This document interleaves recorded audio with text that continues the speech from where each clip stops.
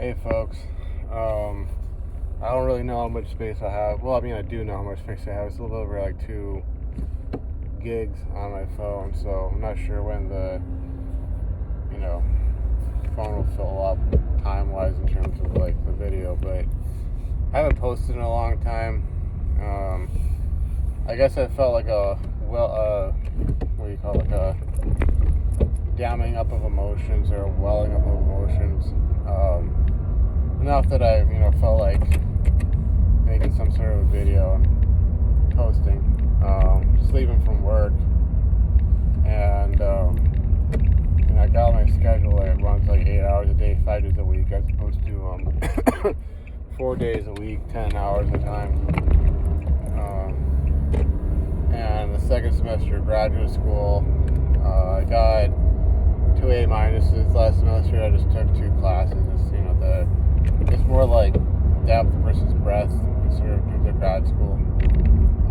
So you don't necessarily take as many courses, but each course requires more because they want you to go into depth and higher grade standards and all that stuff. But it's not really about that. It's not even really about FAP per se. Though I'm sure like the fact that I'm nearly at 2 months of time on this streak, I'm sure it probably plays a role in like why I'm experiencing all these emotions I'm experiencing. But I don't know. I'd have to sort of, as always, sort of paint a picture, create a context for like why feeling all the emotions I'm feeling, and it's the combination of nostalgia, sense of loss, maybe a bit of grief, right now at least, and in a weird way, because it's not like I've lost anyone recently that I know of, but it has to do with, so there was a conversation with a coworker who, she's like around my age, and she was talking about this show, which is based off a book called Looking for Alaska. I'm not sure how many people have heard of it.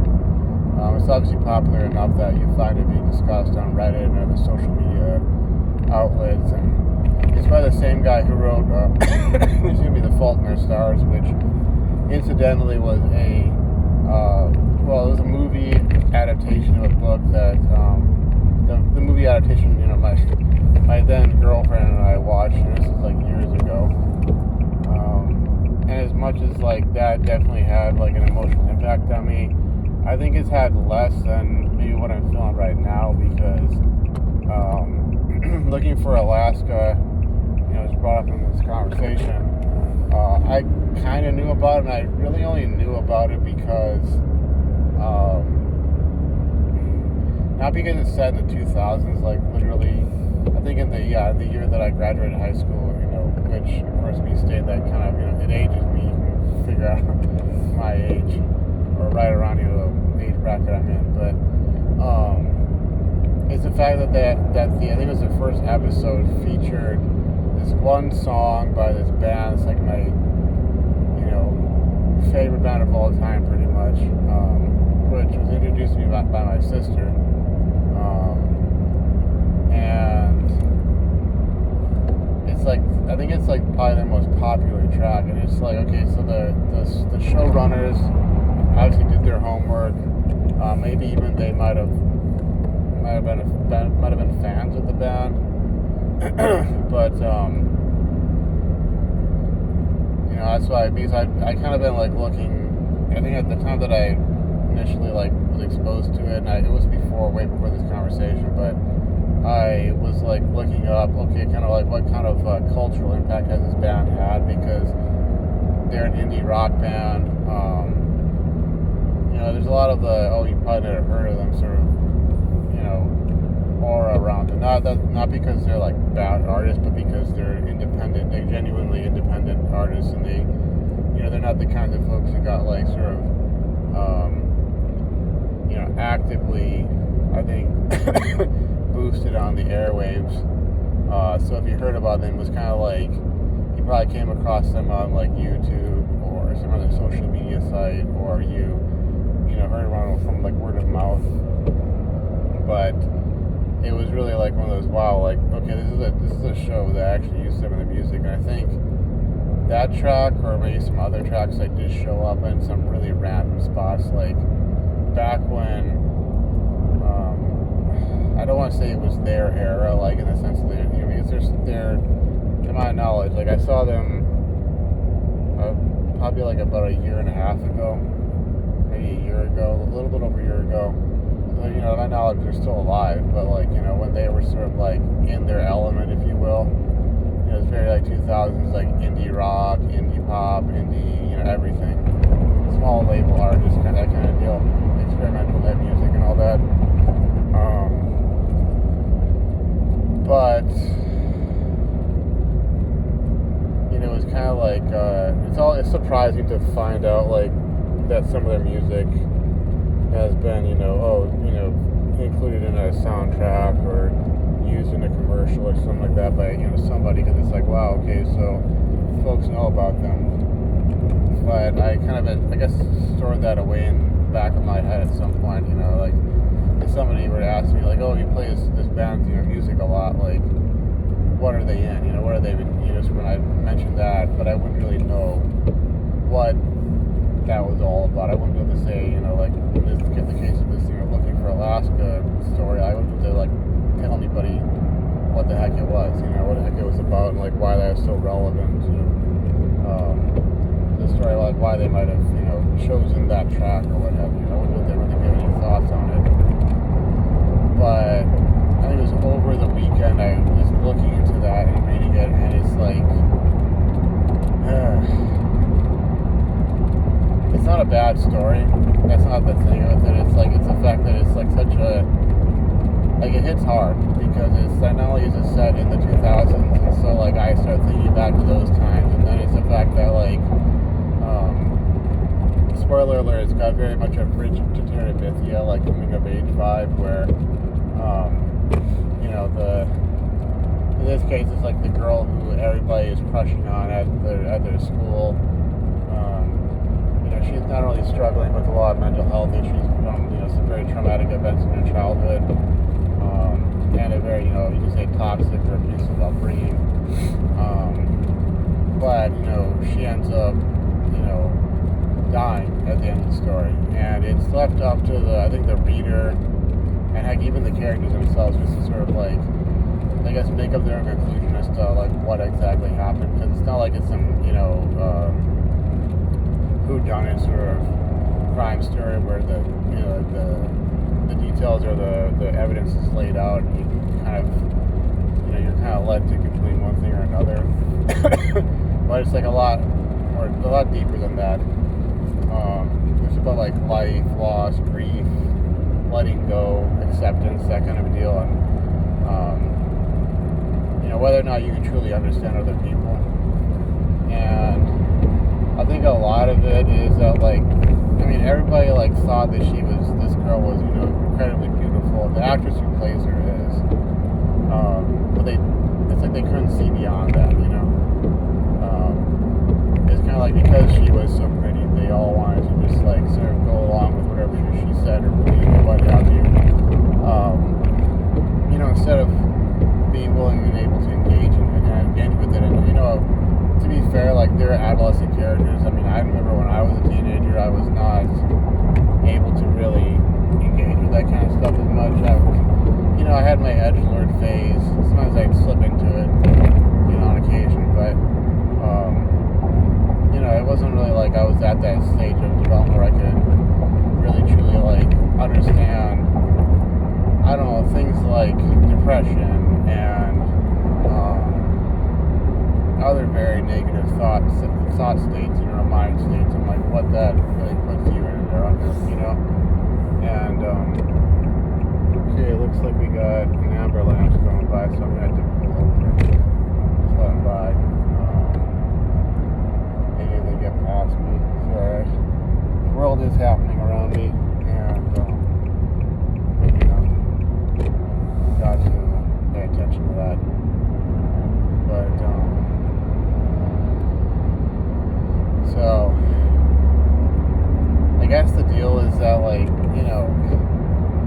definitely the time setting and like the mindset of the characters and the fact that, on a personal note, for one thing, the actors who plays her really resemble like almost like a host of girls I had like really strong feelings for during that time period, and one of them in particular who, given how the character dies, I'm not sure if I said she dies, but I don't remember if I said that how she died, but it's kind of like a mysterious sort of like, I think the mode of it happening is given, but like sort of what led up to, was it one thing or was it something else? Was there something else going on behind the scenes, kind of a deal? That's not really answered, but the thing is, the girl that I'm thinking of, like, she died less than 3 months after we graduated, and she was not the kind, to my memory, and maybe there are other folks who were there at that time who would like be able to fill in the blanks, and because it's been like over 2 decades. You kind of misremember things, and you gloss over other things, and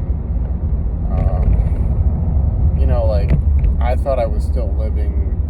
Not that I was still living in the town at the time. I thought I had moved out, which I did move away, a year later. So that's an example of something I misremembered. But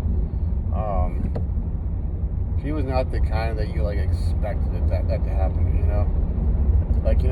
Unfortunately, there are some folks we know who, they got substance abuse problems, or they're reckless drivers or so, and it's like, maybe they're otherwise nice people, and you're like, I don't want something bad happen to them.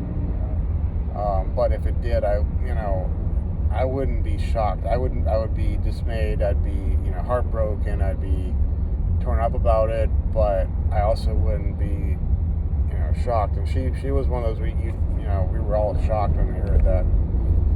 It's possible I blotted some of that stuff out because, like, I haven't really processed my emotions around that.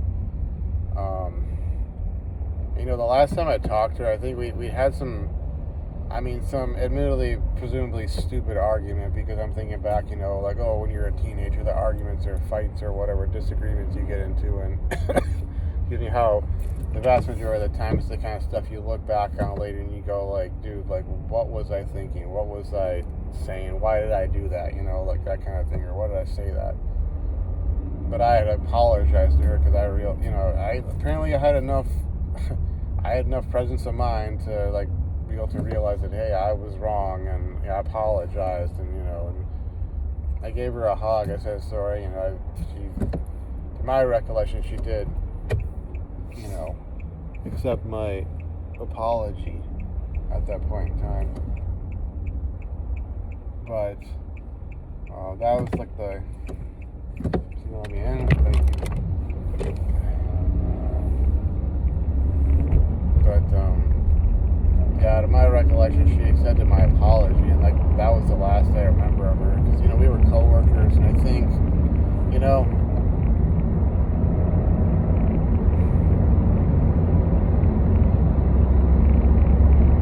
I don't remember if like that was that last memory of her was the day she got into the accident. She didn't die immediately. It was like 3 or so days after as she passed from her injuries, like, because it was one of those cases where, like, she was in the car, she was driving, I think she was coming home from school, and I believe it was a drunk driver, or just somebody who wasn't paying attention. It's middle of, like, the afternoon, or maybe the evening, but this, person ran a red light, T-boned her vehicle, and then the force of that carried the vehicle into this other vehicle, this truck, I think it was, that was in the lane next to her, and her vehicle got sandwiched in between the two. And the paramedics came, the ambulance came, and they got her and they took her to the hospital. But again, injuries were too great, and she ended up passing away 3 days later. And And as I'm about to say what I'm going to say next, maybe this is another reason why I've misremembered things, but her funeral was on my birthday. I was reading the obituary and I saw that, and it was just like, it really hit me, because I don't know, maybe, and I don't remember if she had a boyfriend at the time, or she was, just had broken up with someone, or it was just that time between high school and college when, it's just community college time, and things are kind of in flux, because she wasn't really with anybody. But that, and combined with reading the story, reading the synopsis of it, because I haven't actually watched the TV show. I'm not sure if I may want to, I may not want to. I'm kind of split on that. I haven't read the book. I've seen the trailer. I've read the synopsis of certain key points, and I think maybe I was a little bit suspicious that it was going to have a tragic ending, because it's by the same dude who wrote The Fault in Our Stars. But all of that just kind of brought up a bunch of emotions that I think I've been kind of suppressing for the longest time. One thing with me I'll say is, and maybe this is kind of why this is hitting me as hard as it is that as old as I am, with the romantic failures I've had in life, failures I've had, and the fact that I'm only now, I think, kind of getting my stride, so to speak, or maybe starting to make some real headway, I get this sense that I feel like I am still that 18, 17, 18, 19, maybe the 20-year-old, teenager / young adult. And I've been kind of maybe all these years searching for, when it comes to relationships with women, because I'm attracted to women exclusively, so the kind of girl who is in some sense like the girl Alaska in the story, who still has has maybe a bunch of darkness in her life, so to speak, but still has that sort of innocence and that that wanting to find her identity or herself, or hasn't been set in stone, or hasn't passed through all those milestones to the point where it's we're talking past each other as opposed to talking with each other, not being able to really connect, the kind who would, even if it wasn't her intention, still end up, or the kind that would not make me feel like I was alone, because we were still in the same stage working through those things together, and that I would be kind of like the main character, but with my, perhaps hopefully some of the maturity I've, again, hopefully gained over the years, that I would be able to not repeat the outcome that he ends up having, that I would be able to be that guy who would somehow help her to make it through that dark time, and there be this better life on the other boundary of making it past that. And not better life or whatever, but not even light at the end of the tunnel, but that we would overcome that hurdle, and through overcoming that, we'd have this we'd enter into the adulthood that we wanted, the life we wanted, and it wouldn't be, and I'm paraphrasing some of the ideas in this book, but it wouldn't be using the future to escape the present, because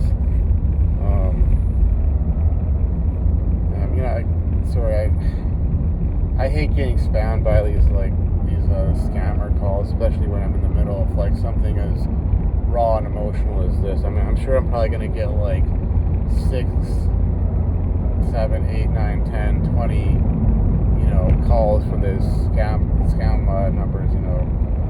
Yeah, there we are, they're back, and we're still here. But there's another from the trailer, another line, which I don't know if I can get the exact wording, but maybe I'll be paraphrasing it, but something along the lines of like, where he's like with this other girl, he's dating this other girl, the main character, and his name's Miles, and it's like he says something along the lines of maybe the girl who's meant for me or I'm meant for, or is right for me or I'm right for, is like, right in front of me, or like something along those lines, or like around me but I can't see her, or something like that. And it's where he's like, they took a bit from the show where he's like dating one girl named Laura, but he's thinking about Alaska, and then like his friend's voice cuts in and it's like, you do realize you're dating Laura, not Alaska. And it's for one thing, it reminded me of that whole situation I was in undergrad. But deeper than that, I think that the sense that, maybe that woman was out there somewhere, and, who knows, maybe she was the girl who died from that car accident. Maybe she was some other girl who I paid no attention to, or I couldn't understand beyond a superficial level because I wasn't that developed. And it's like, oh, where is she now? Or maybe she's around the corner, so to speak. Maybe I'll meet her, but that sense of, I don't even know what the word is. Ennui, is it? I'm not even sure what it is. But all of that, plus just the weirdness of like watching even a trailer about a show that was like set during my high school years. And I'm thinking like, and this is like 20 years after the fact, kind of like when my parents, how they would react when they saw that 70s show, and it's like, oh, kind of the idea that we all become artifacts eventually, and, that,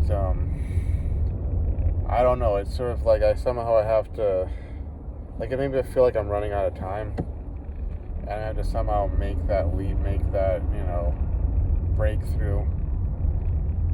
Combined with a lot of like considerations I've had to make about like, okay, like when it comes to dating, like, I think one thing maybe somebody, if anybody ends up watching this, or if I upload it, or if it doesn't run out of space beforehand,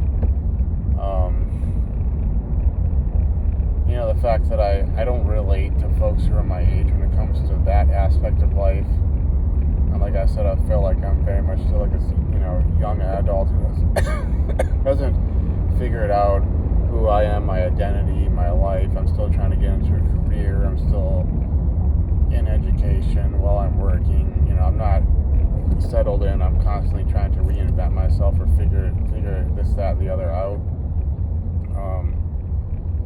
And I'm not some divorced single father who who has passed through that milestone of getting married and having kids and so on, that I have to sort of open up certain things, cast away certain what we consider standard conventions when it comes to finding that woman, or becoming that man who would get with that woman. And it's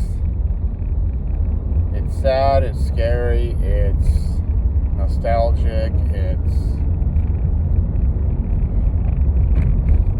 I don't know.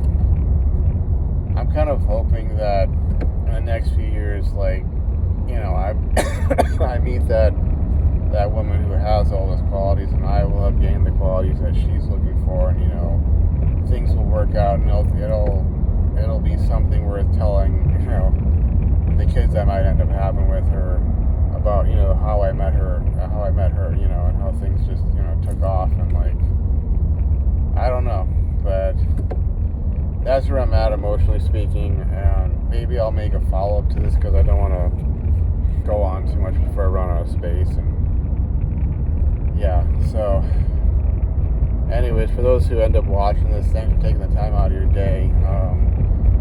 I don't know observations folks want to make. I really hope I